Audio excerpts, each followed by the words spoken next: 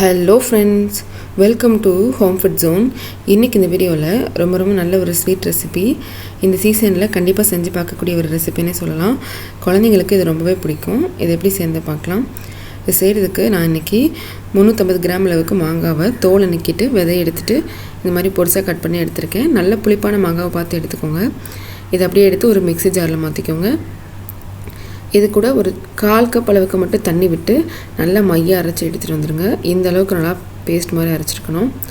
இப்போ இது செய்கிறதுக்கு ஒரு பேன் சூடு பண்ணிக்கோங்க. இதில் 1 டீஸ்பூன் அளவுக்கு நெய் சேர்த்துக்கலாம்.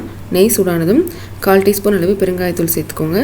இப்போ நல்லா கலந்துட்டு இதில் நம்ம அரைச்சி எடுத்துகிட்டு வந்துருக்கிற மாங்காய் சேர்த்துக்கலாம்.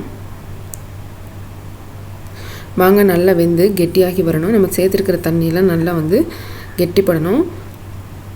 இப்போ நல்லா கொதிக்க ஆரம்பிச்சிருச்சு. ஒரு 2லேருந்து 3 நிமிஷம் வரைக்கும் டைம் எடுக்கும். இப்போ பார்த்தீங்கன்னா ஓரளவு நல்லா சுருண்டு வந்திருக்கு. இந்த சமயத்தில் 1 கப் அளவுக்கு நாட்டு சக்கரை சேர்த்துருக்கு. நீங்கள் வெல்லம் கூட சேர்த்துக்கலாம். நல்லா கலந்துக்கோங்க. வெல்லம் நல்லா உருகி இதோடு நல்லா மிக்ஸ் ஆக ஆரம்பிக்கும். கொஞ்சம் கொஞ்சமாக இது கெட்டியாக ஆரம்பிக்கும். நமக்கு நல்லா உருண்டு வரணும். அந்த பதத்துக்கு நம்ம கிண்டி எடுக்கணும். கொஞ்சம் டைம் எடுக்கும். ஒரு 4லேருந்து 5 நிமிஷம் வரைக்கும் கூட டைம் எடுக்கும். இதில் ஒரு 2 பிஞ்ச் அளவுக்கு உப்பு, ஒரு 1/4 டீஸ்பூன் அளவு வறுத்த சீரகத்தூள் சேர்த்துக்கோங்க. 1 டீஸ்பூன் நெய் கூட சேர்த்துட்டு நல்லா கலந்துக்கோங்க. இப்போ பார்த்திங்கன்னா நல்லா கெட்டியாகி வந்திருக்கு. பாத்திரத்துலேருந்து தனியாக வரணும். இந்த மாதிரி இந்த அளவுக்கு நல்லா கெட்டியாகிற வரைக்கும் கிண்டிக்கோங்க.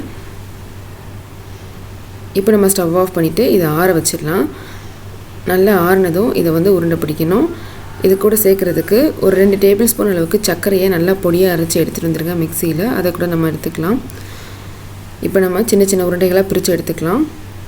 இந்த மாதிரி உருட்டிட்டு சுகர் பவுடரில் போட்டு நல்லா இந்த மாதிரி தடவி எடுத்துக்கோங்க. இதே போலவே எல்லாத்தையுமே செஞ்சு எடுத்துக்கோங்க. முதல்ல சின்ன சின்ன பால்ஸாக உருட்டிட்டு சுகர் பொடியில் போட்டு தடவி எடுத்துக்கோங்க. ஆறினதுக்கப்புறம் இன்னும் ரொம்பவே கெட்டியாகும். ஒரு 2 மணி நேரம் கழித்து பார்த்திங்கன்னா நம்ம சுவைச்சு சாப்பிட்ற அளவுக்கு நல்லா இறுகி இருக்கும். அந்த சமயத்தில் நம்ம இதை ஒரு ஏர்டைட் ஜாரில் போட்டு ஸ்டோர் பண்ணி வைக்கலாம். 1 மாதம் வரைக்கும் கூட கெடாமல் இருக்கும். கண்டிப்பாக குழந்தைங்களுக்கு இது ரொம்பவே பிடிக்கும். இதே மாதிரியே நீங்களும் செஞ்சு பாருங்கள். இந்த ரெசிபி உங்களுக்கு பிடிச்சிருந்ததுன்னா லைக் பண்ணுங்கள், ஷேர் பண்ணுங்கள், கமெண்ட் பண்ணுங்கள்.